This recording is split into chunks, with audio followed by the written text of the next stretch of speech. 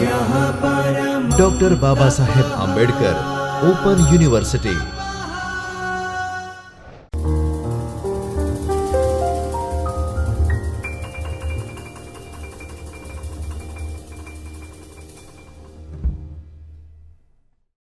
સૌને નમસ્કાર। હું વિપિન મકવાણા ડૉક્ટર બાબા સાહેબ આંબેડકર યુનિવર્સિટીના ચૈતન્ય સ્ટુડિયોમાં ફરીથી આપ સૌનું હાર્દિક સ્વાગત કરું છું।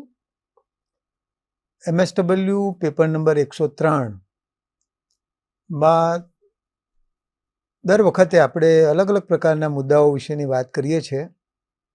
આ વખતે બ્લોક નંબર 3 નમૂના પસંદગી અને માહિતી એકત્રીકરણ, એમાં આપણે અલગ અલગ મુદ્દાઓ વિશેની ખૂબ વિગતવાર ચર્ચા કરેલી છે।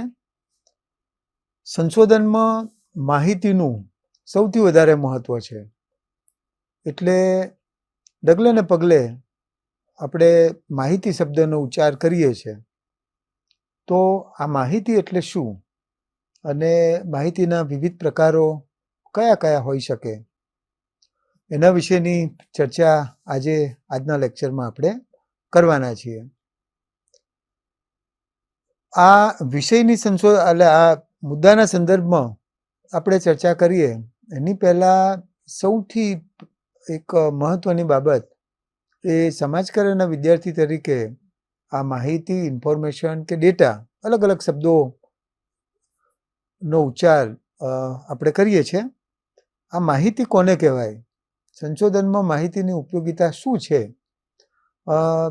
એ મુદ્દો એક સામાજિક કાર્યકર તરીકે આપણે શા માટે શીખવો જોઈએ, તો લર્નિંગ માટેના કેટલાક ઓબ્જેક્ટિવ આપની સમક્ષ હું મૂકું છું, જેના આધારથી સંશોધનમાં માહિતીની ઉપયોગિતા શું છે એના વિશે આપણને ખ્યાલ આવી શકશે। 6 મુદ્દા આજના લેક્ચરના અંતે આપણે શીખી શકીશું। સૌથી પહેલો જે મુદ્દો શીખવા માટેનો, લર્નિંગ માટેનો જે મુદ્દો છે એ માહિતી એટલે શું, તેના વિશેની જાણકારી એ આ લેક્ચરના અંતે અથવા લેક્ચર દરમિયાન અલગ અલગ વિષયો ઉપર જે આપણે ચર્ચા કરવાના છે, પણ એ બધા મુદ્દાઓને સમજવાની સૌથી પહેલી શરૂઆત એ આપણે આ માહિતી શબ્દથી કરીશું। બીજો મુદ્દો, માહિતી કોને કહેવાય, એના વિશે ઘણા બધા વિદ્વાનોએ પણ અલગ અલગ વ્યાખ્યાઓ આપેલી છે, એટલે એના આધારથી પણ આ ડેટા, માહિતી, ઇન્ફોર્મેશન કોને કહેવાય એના વિશે એ આપણે સમજીશું। ત્રીજો મુદ્દો,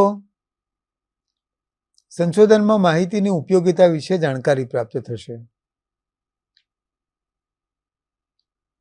જે મેં હમણાં જ આ વિષયની શરૂઆત જ્યારે આપણે કરતા હતા, એટલે એ વખતે એક સંશોધક તરીકે આપણે અલગ અલગ પ્રકારની જે કામગીરી, થિયોરિકલ નોલેજ એ આપણે પ્રાપ્ત કરવાનું છે। તમારે ત્રીજા સેમિસ્ટરમાં અને ચોથા સેમિસ્ટરમાં આપણે આ ત્રીજા સેમિસ્ટરમાં જે થિયોરિકલ જ્ઞાન પ્રાપ્ત કરીએ છીએ એને આપણે પ્રેક્ટિસમાં મૂકવાનો પ્રયત્ન કરીશું। તો આ માહિતીની ઉપયોગિતા સંશોધનમાં જો આપણે સમજેલા ઇસ્યુ, તો એ માહિતી કઈ કઈ જગ્યાએથી મેળવી શકાય, એના વિશે આપણને એક જાણકારી પ્રાપ્ત થઈ શકે। પછી ચોથો અને મહત્વનો મુદ્દો, એ માહિતીમાં કઈ કઈ બાબતોનો સમાવેશ થાય તેના વિશેની જાણકારી પ્રાપ્ત થશે। માહિતી અને જ્ઞાન આ બંને શબ્દો જુદા છે। આપણે જ્યારે માહિતીને વ્યાખ્યાયિત કરીશું એ વખતે માહિતીમાં કઈ કઈ બાબતોનો સમાવેશ થઈ શકે છે, એટલે જે આપણને અલગ અલગ પ્રકાર, અલગ અલગ જગ્યાએથી જે કંઈ પ્રાપ્ત થાય છે, પણ એમાં એક્ઝેક્ટ માહિતી આપણે કોને કહીએ છીએ એના વિશેની જાણકારી એ આપણને આજના લેક્ચર દરમિયાન જાણવા મળશે।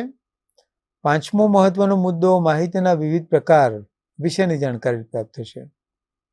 સંશોધનમાં સામાન્ય રીતે પ્રાથમિક અને ગૌણ માહિતી, આ અલગ અલગ બંને પ્રકારોમાં સામાન્ય રીતે સંશોધનમાં જે આપણે વિવિધ પ્રકારની માહિતી લઈએ છીએ, અલગ અલગ રીતે એનો ઉપયોગ કરીએ છીએ, આ બંને પ્રકારમાં એનો સમાવેશ થાય છે. તો આ માહિતીના પ્રકારોમાં કયા પ્રકારની માહિતી એ પ્રાપ્ત થઈ શકે? પ્રાથમિક માહિતી કોને કહેવાય, ગૌણ માહિતી કોને કહેવાય? આ બંને પ્રકારોને આપણે જુદા જુદા કરી અને આમાં કઈ બાબતોનો સમાવેશ થાય એના વિશેની એક જાણકારી આપણે પ્રાપ્ત કરી શકીશું. માહિતી ક્યાંથી પ્રાપ્ત થશે, માહિતીનો મુખ્ય સ્ત્રોત શું, એટલે એ આપણને આજના લેક્ચર દરમિયાન એ સામાન્ય રીતે માહિતીનું વિસ્તૃત જે વિભાવના છે એના આધારથી આ 6 મુદ્દાઓના સંદર્ભમાં તમને જાણકારી પ્રાપ્ત થાય એ પ્રકારનો પ્રયત્ન આપણે કરવાના છીએ. સૌથી પહેલા એ માહિતીની ચર્ચા કરીએ. એમાં સૌથી પહેલી જે મહત્વની બાબત છે એ સંશોધનમાં માહિતીનું વિશેષ મહત્વ છે. માહિતી વગર જે છે એ ક્યારેય કોઈ કામ ન થઈ શકે. હવે સવાલ એ થાય કે માહિતી શું છે, જેના વિશે આપણે બહુ બધી ચર્ચા કરીએ છીએ, વાતો કરીએ છીએ, અને સંશોધનમાં તો એવું કહેવાય કે ભાઈ માહિતી વગર એ તમે આગળ વધી જ નહીં શકો. તો એવી પરિસ્થિતિમાં માહિતી એ એક પ્રકારનું જ્ઞાન છે, માહિતી એ શક્તિ છે, એનાથી સ્ટ્રેન્થ આવે છે. અને હમણાં જ મેં તમને જે વાત કરી એ પ્રમાણે વિધાઉટ ડેટા એ રિસર્ચનું કામ કરવું એ મુશ્કેલ પડે. ત્રીજી મહત્વની બાબત, સંશોધન જેવું મહત્વનું કામ થતાં પહેલાં સંશોધન સમસ્યાની વિસ્તૃત વિભાવના સમજવા માટે એ માહિતી વગર એ આગળ વધવું શક્ય નથી. હું જે વિષય પર કામ કરવા માગું છું, જે વિષય પર આગળ વધવા માગું છું, એને પહેલાં એટલે અત્યારની સ્થિતિ શું છે, કેટલા લોકો એનાથી અસરગ્રસ્ત છે, મારી પહેલાં કોઈ સંશોધકોએ આ સંદર્ભે કંઈ કામ કર્યું છે કે કેમ, તો વગેરે વગેરે પ્રકારની જે માહિતી જો આપણી પાસે એક સંશોધક તરીકે ન હોય તો એના વગર એ કામ કરવું ખાસું મુશ્કેલ પડે. એના વગર એ આપણે એક સંશોધક તરીકે આગળ વધી જ ન શકીએ. ચોથો મહત્વનો મુદ્દો માહિતીની ઉપયોગિતાના સંદર્ભમાં સંશોધન સંબંધી જુદા જુદા પ્રકારની માહિતીના પરિણામે પોતાના ક્ષેત્રમાં કેટલું કામ થયેલું છે, કેટલા ઊંડાણ સુધીનું કામ થયેલું છે, હવે કેવા પ્રકારના કામ કરવાની શક્યતા રહેલી છે, તેના વિશેની જાણકારી પ્રાપ્ત થાય છે. આ ઉપરાંત સંશોધકને હવે પોતાના અભ્યાસમાં કઈ કઈ બાબતોનો સમાવેશ કરવો જોઈએ તેના વિશેની જાણકારી એ સંશોધકને આ માહિતીની ઉપયોગિતા એમાં ખાસ કરીને અલગ અલગ પ્રકારની જે માહિતી એકત્ર કરે તો એમાંથી આ 5-6 પ્રકારના જે મુખ્ય મુદ્દાઓ છે, જે સવાલો છે, એના વિશેના જવાબો પ્રાપ્ત થાય.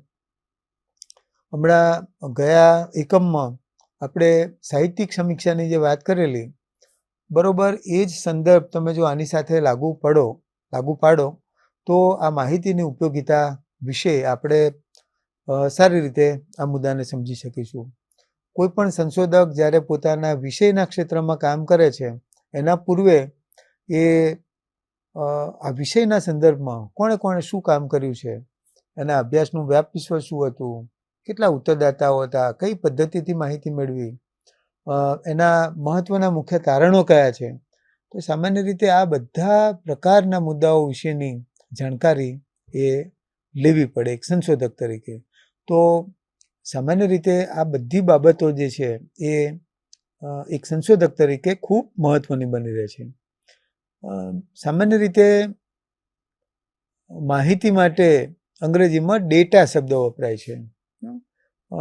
આપણે પણ મોબાઈલ કમ્પ્યુટરનો ઉપયોગ કરીએ છીએ તો એમાં ઘણી વખત આ શબ્દ ઇન્ફોર્મેશન, માહિતી, ડેટા વગેરે વગેરે શબ્દો આવે છે. તો પણ હવે આ કેટલાક એવા શબ્દો છે કે જેનો આપણે વારંવાર ઉચ્ચાર કરીએ છીએ એટલે એ અંગ્રેજી શબ્દ એ આમ જાણે આપણા ગુજરાતી શબ્દો હોય એ પ્રકારની આપણને એક અનુભૂતિ થાય. અ, માહિતી માટે જે ડેટા સિવાય બીજો એક શબ્દ ઇન્ફોર્મેશન પણ છે. આ માહિતી કોને કહેવાય એના વિશેની જુદી જુદી વ્યાખ્યાઓ એ કેટલાક સંશોધકોએ પણ આપેલી છે. એટલે સૌથી પહેલાં સામાન્ય રીતે આપણે આ માહિતી શબ્દનો ઉચ્ચાર શું કરીએ છીએ તો એમાં કઈ કઈ બાબતોનો સમાવેશ થાય એના આધારથી એની ઓળખ એ સૌથી પહેલાં એ અહીંયા આપવાનો પ્રયત્ન કરવામાં આવેલો છે. માહિતી એટલે હકીકતો, આંકડાઓ, બનાવો કે અનુભવોને લગતી કોઈ પણ જે ઇન્ફોર્મેશન હોય, માહિતી હોય તેને આપણે ડેટા અથવા અંગ્રેજીમાં એટલે ગુજરાતીમાં માહિતી તરીકે ઓળખીએ છીએ. પોલિન યંગ નામનો એક જે વિદ્વાન હતો એણે સરસ વાત કરી છે આ માહિતી કોને કહેવાય એના સંદર્ભમાં. તો તેમના કહેવા પ્રમાણે અભ્યાસ અને વિશ્લેષણના આધાર તરીકે કામમાં આવતી સંશોધન વિષયને આનુષંગિક બધી જ ભૂતકાલીન અને વર્તમાનકાલીન વિગતોને માહિતી તરીકે ઓળખવામાં આવે છે. સામાન્ય રીતે મિત્રો આ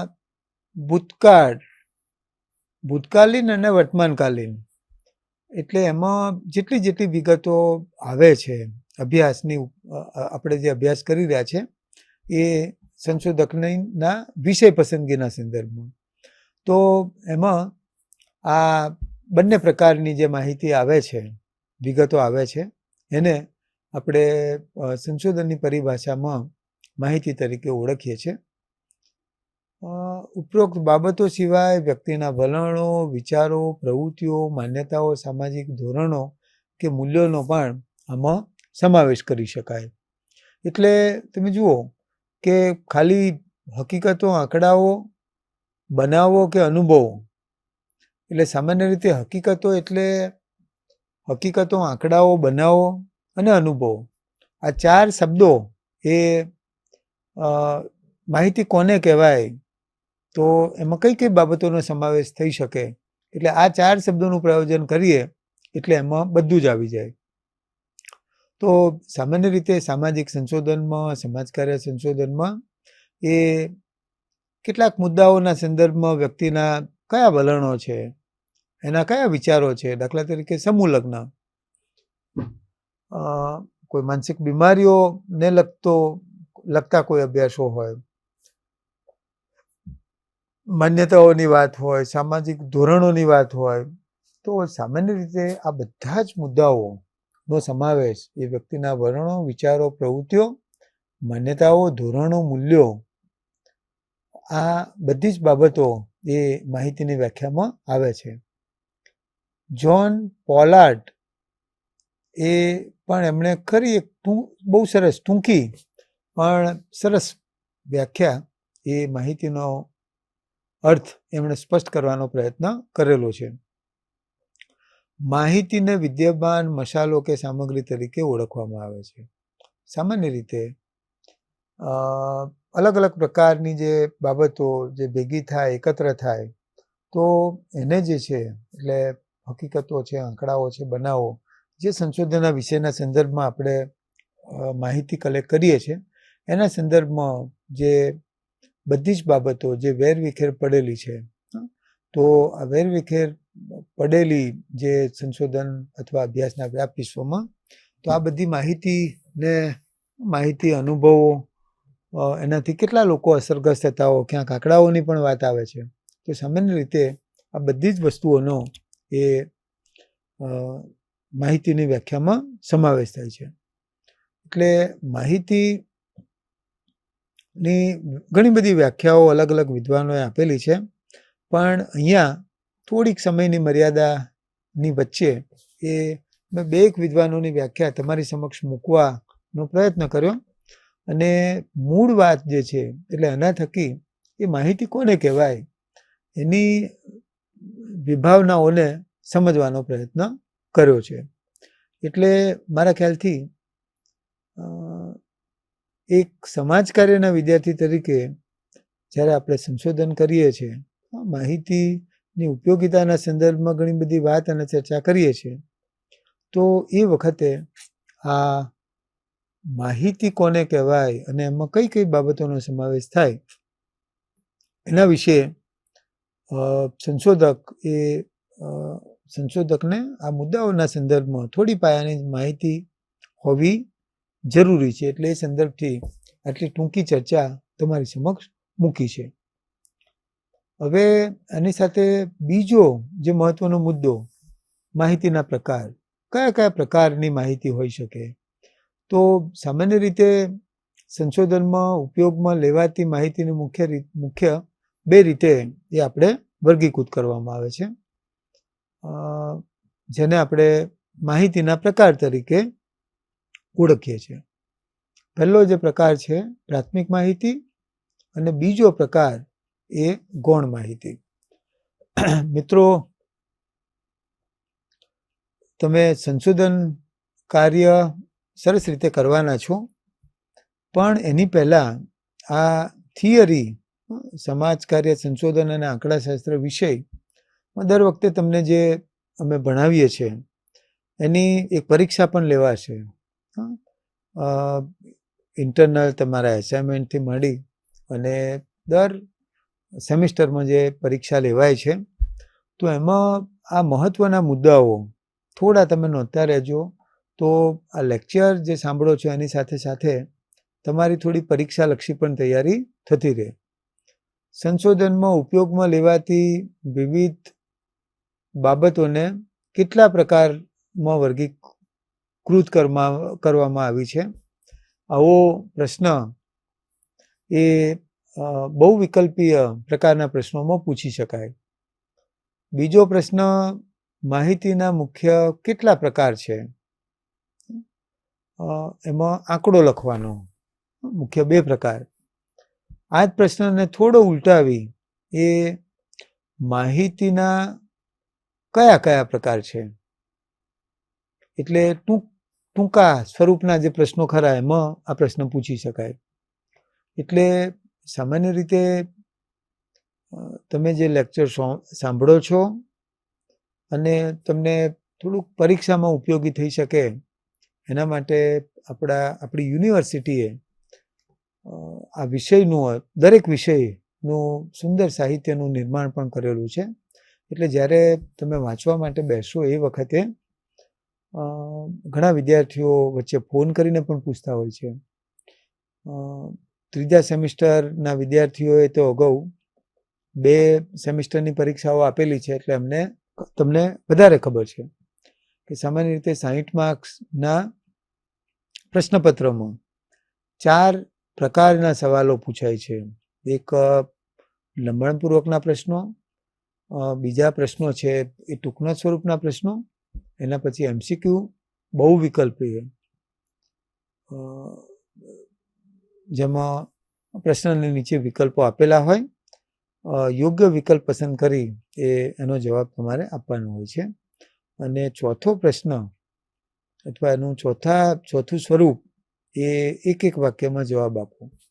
મતલબ આવા માહિતીના મુખ્ય કયા કયા પ્રકારો છે, તો એ પ્રકારના જે પ્રશ્નો અગાઉ પણ આપણે થોડીક ચર્ચા કરેલી છે, પણ થોડી વાત તમને વિગતે એટલા માટે કરું છું કે આવું કઈ એવા હકીકતો, આંકડાઓ બનાવો જેના વિશેની વાત હમણાં જ આપણે માહિતીની વ્યાખ્યામાં જોઈ. એટલે એવી મહત્વની જે કેટલીક બાબતો હોય એ નોંધતા રહેજો. એટલા પૂરતી આ ચર્ચા અમે તમારી સમક્ષ મૂકી. હવે આ માહિતીના મુખ્ય 2 પ્રકારો ટૂંકનો સ્વરૂપના પ્રશ્નમાં પણ પૂછી શકાય. તો એમાં ટૂંક નોંધ એટલે ટૂંકી નોંધ, એટલે પ્રાથમિક માહિતી અને ગૌણ માહિતી એને સમજવાનો આપણે પ્રયત્ન કરી રહ્યા છે. ટૂંકનો સ્વરૂપનો પ્રશ્ન પૂછાય, આ પ્રશ્નને લાંબા પ્રશ્ન તરીકે પણ પૂછી શકાય. એટલે હું આગળ તમને એ મુદ્દા એના વિશે વાત કરીશ. તો સંશોધનમાં પ્રાથમિક માહિતીનું મિત્રો ખૂબ વધારે મહત્વ છે, કારણ કે આ માહિતી પ્રત્યક્ષ રીતે લેવામાં આવે છે. સંશોધક એ ઉત્તરદાતા ની પાસે જઈ અને જે તે મુદ્દાના સંદર્ભમાં માહિતી મેળવવાનો પ્રયત્ન કરે છે. હવે તમને બરોબર એક સૂત્ર હું શીખવાડું છું. તમે પ્રાથમિક શાળામાં જ્યારે ભણતા હતા એ વખતે અલગ અલગ પ્રકારના કલર્સને યાદ રાખવા માટે જાને વાલા વાલા પીનારા એ સૂત્ર એ ખાસું જાણીતું થયેલું છે. તો એમાં અલગ અલગ પ્રકારના કલરો એ તમે આ સૂત્ર યાદ રાખો એટલે તમને યાદ રહી જાય. આવું એક સૂત્ર એ આપણે આ પ્રાથમિક અને ગૌણ માહિતીના ને સમજવા માટે મેં બનાવેલું છે. તો સામાન્ય રીતે જેની પાસેથી માહિતી લેવાય તેને આપણે પ્રાથમિક માહિતી તરીકે ઓળખીએ છીએ. દાખલા તરીકે કોઈ વિષયના સંદર્ભમાં તમે કોઈ પણ વ્યક્તિ અથવા બનાવ કે ઘટનાના સ્થળે જઈ અને તમે રૂબરૂ મળી અને માહિતી લો છો, તો આ માહિતીને આપણે પ્રાથમિક માહિતી તરીકે ઓળખીએ છીએ. જ્યારે જે સ્ત્રોતમાંથી માહિતી લેવામાં આવે છે તેને આપણે ગૌણ માહિતી તરીકે ઓળખીએ છીએ. દાખલા તરીકે હવે વધારે સ્પષ્ટતા સાથે તમને આ બંને મુદ્દાને સમજાવું. પ્રાથમિક માહિતીમાં પાસેથી એટલે પીપી, પ્રાથમિક માહિતી એ સામાન્ય રીતે કોઈ પણ વ્યક્તિ પાસે જઈને મેળવી શકાય. જ્યારે ગૌણ માહિતી, પ્રાથમિક માહિતીને અંગ્રેજીમાં પ્રાઇમરી ઇન્ફોર્મેશન તરીકે ઓળખવામાં આવે છે. આ ગૌણ માહિતીને દ્વિતીયક અથવા સેકન્ડરી ઇન્ફોર્મેશન તરીકે ઓળખવામાં આવે છે. ગૌણ માહિતીનો મતલબ એ પણ થાય કે જે મુખ્ય નથી તે. એટલે આનો મતલબ તમે અલગ અલગ પ્રકારના સ્ત્રોતમાંથી માહિતી એકત્ર કરો છો, માહિતી ભેગી કરો છો, તો એને આપણે આ સંશોધનની પરિભાષામાં ગૌણ અથવા અંગ્રેજીમાં સેકન્ડરી ઇન્ફોર્મેશન તરીકે ઓળખીએ છીએ. પ્રાથમિકમાં પાસેથી માહિતી, કોઈ પણ વ્યક્તિ પાસેથી માહિતી, ઉત્તરદાતા પાસેથી માહિતી લઈએ છીએ. ખેડૂતો તરીકે તમે ઉત્તરદાતા લીધા હોય તો એની પાસે જઈ અને આપણે માહિતી લઈએ છીએ. જ્યારે સેકન્ડરી ઇન્ફોર્મેશનમાં એ આપણે જેમાંથી, એટલે દાખલા તરીકે કોઈ પુસ્તક હોય, એટલે એવા અલગ અલગ પ્રકારના સ્ત્રોતમાંથી, જેમાંથી, પુસ્તકમાંથી આપણે જો માહિતી લીધી, કોઈ મેગેઝિનમાંથી માહિતી લીધી, વેબસાઇટ પરથી માહિતી લીધી, તો મિત્રો આ જેમાંથી આપણે માહિતી લઈએ છીએ, તો એ બધા સ્ત્રોતને આપણે આ સંશોધનની પરિભાષામાં એ ગૌણ પ્રકારની માહિતી તરીકે ઓળખીએ છીએ. એટલે આ ખૂબ મહત્વની બાબત એ એક સંશોધક તરીકે આપણા માટે છે.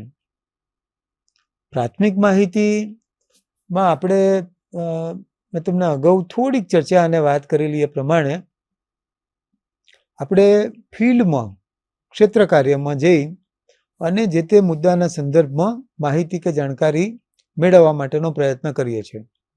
દાખલા તરીકે હું આંગણવાડી કાર્યકરોના સંદર્ભમાં મારો અભ્યાસ કરી રહ્યો છું. ચોથા સેમિસ્ટરમાં મેં આને એક વિષય તરીકે પસંદ કર્યો.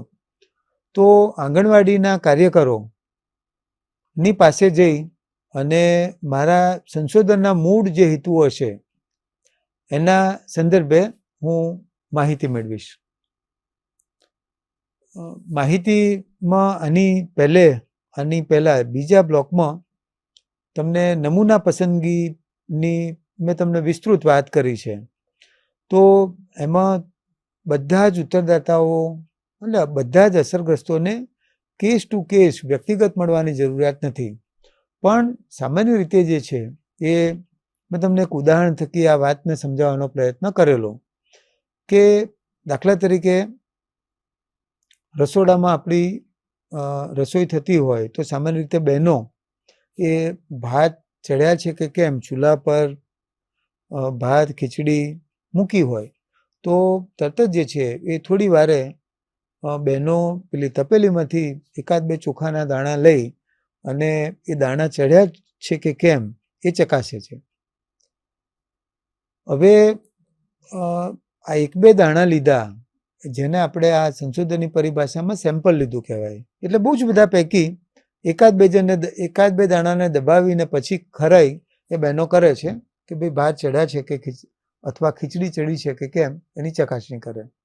અને એના આધારથી બહેનો એક જજમેન્ટ પર આવે કે ભાઈ હવે આ ધીમા તાપે ચડી જશે કે કેમ, એનો એક અંદાજ નક્કી કરે.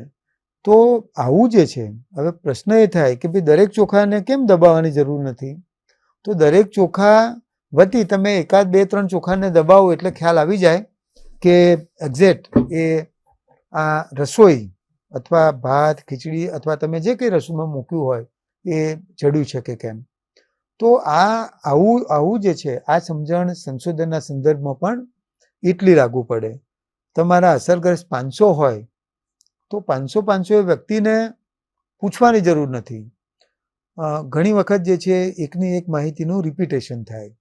એના કરતાં એક કરતાં વધારે જ્યાં આગળ માહિતીમાં વૈવિધ્યતા હોય, વિસ્તાર બદલાતો હોય, જાતિ બદલાતી હોય, ગામ બદલાતું હોય, એની ભૌગોલિક પરિસ્થિતિ બદલાતી હોય, તો સામાન્ય રીતે એ પ્રકારની તમે જો માહિતી લો તો માહિતીમાં ઘણું બધું વૈવિધ્ય આવે છે.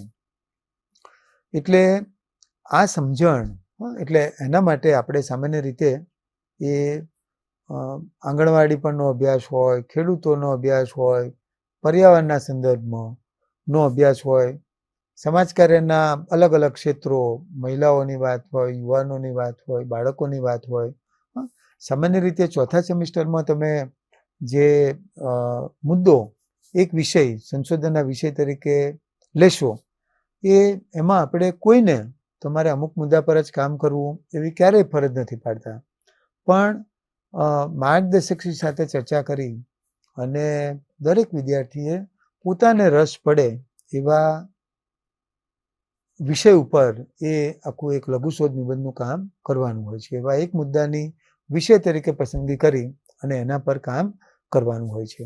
તો આના માટે એ ખેડૂતોના સંદર્ભમાં તમારો અભ્યાસ હોય તો ખેડૂતોને જઈ અને રૂબરૂ મળવાનું. ટૂંકમાં જે છે, જેની પાસે જઈ અને આપણે માહિતી મેળવીએ છીએ એ માહિતીને આપણે પ્રાઇમરી ઇન્ફોર્મેશન અથવા ગુજરાતીમાં પ્રાથમિક માહિતી તરીકે ઓળખીએ છીએ. બીજો માહિતીનો જે પ્રકાર એ ગૌણ માહિતી. તો ગૌણ માહિતી એટલે જેમાંથી માહિતી લઈએ છીએ એક સંશોધક તરીકે. દાખલા તરીકે હમણાં જ માહિતીની આપણે જ્યારે વાત કરતા હતા તો એ વખતે સંશોધન કરતા તરીકે સૌથી પહેલો જે મુદ્દો એ હું ખેડૂતોના સંદર્ભમાં અભ્યાસ કરતો હોય તો મારા પહેલાં આ ખેડૂતો ઉપર કયા કયા વિદ્યાર્થીઓએ કામ કરેલું છે, કઈ યુનિવર્સિટીના વિદ્યાર્થીઓએ કામ કરેલું છે, એવા કયા સંશોધકોએ કામ કરેલું છે. આ હું જે વિષય પસંદગી કરું છું એ વિષયના સંદર્ભમાં એવા કયા કયા આર્ટિકલ અલગ અલગ છાપાઓમાં આવેલા છે. તો આ બધા મુદ્દાઓ જ્યારે આપણે સંશોધન કામ કરતા હોઈએ એ વખતે જેને આપણે તમને બીજા બ્લોકમાં જ મેં બહુ વિગતે સમજાવેલું છે, જેને આપણે સાહિત્યિક સમીક્ષા તરીકે ઓળખીએ છીએ. અંગ્રેજીમાં એને લિટરેચર રિવ્યૂ, સાહિત્યિક સમીક્ષા. તો આવા અલગ અલગ પ્રકારના લિટરેચરના રિવ્યૂ કરવા પડે છે. તો એના માટે અલગ અલગ પ્રકારના પુસ્તકો, સામાયિકો, બધા અહેવાલો, આ બધું ખાસી શોધખોળ કરવી પડતી હોય છે. તો એ રીતે તમે લોકોની પાસે એની રૂબરૂ મુલાકાત કર્યા સિવાય તમે લાઇબ્રેરીમાં જઈ, પુસ્તકાલયમાં જઈ અને આ પ્રકારે જે માહિતી પ્રાપ્ત કરો છો એને આપણે ગૌણ માહિતી, એનો એક બીજો શબ્દ દ્વિતીયક, પ્રાથમિક માહિતીને પ્રાથમિક, અને એનો બીજો સમાનાર્થી શબ્દ એ ગૌણનો દ્વિતીયક, જે મુખ્ય નથી, મતલબ ગૌણ છે અથવા દ્વિતીય કક્ષાની છે. તો સામાન્ય રીતે વસ્તી ગણતરી માટે જે આંકડાઓ ભેગા કરવાની પ્રક્રિયા થાય છે એ આંકડાઓ એ પ્રાથમિક માહિતી છે. લોકોને રૂબરૂ જઈને આપણે એ કરીએ છીએ. પણ એ જ માહિતી જ્યારે પુસ્તકના રૂપમાં પબ્લિશ થાય છે એટલે એ સેકન્ડરી ઇન્ફોર્મેશન થઈ જાય છે. બરાબર. તો સંશોધનમાં આવી ઘણી બધી માહિતી આપણે સંશોધક તરીકે કરતા હોય છે. આવા ઘણા બધા મુદ્દાઓ જે છે એ પ્રાથમિક અને ગૌણ માહિતીમાં સમાવેશ થાય છે. પણ સવાલ મિત્રો અહીંયા એટલો જ છે કે જેની પાસેથી માહિતી લઈએ છીએ એ પ્રાથમિક અને જેમાંથી માહિતી લઈએ છીએ એ ગૌણ. સંશોધનમાં બંને પ્રકારોનું ખાસું મહત્વ છે. તો આટલી ટૂંકી ચર્ચા સાથે માહિતી એટલે શું, માહિતી કોને કહેવાય, માહિતીમાં કઈ કઈ બાબતોનો સમાવેશ થાય અને આ માહિતીના મુખ્ય જે 2 પ્રકારો હતા એના વિશેની આટલી ટૂંકી વાત એ તમારી સમક્ષ મૂકું છું. તો મિત્રો આટલી ચર્ચા સાથે આજનું લેક્ચર અહીંયા પૂર્ણ કરું છું. ધન્યવાદ. સૌનો આભાર. स्वाध्यायः परमं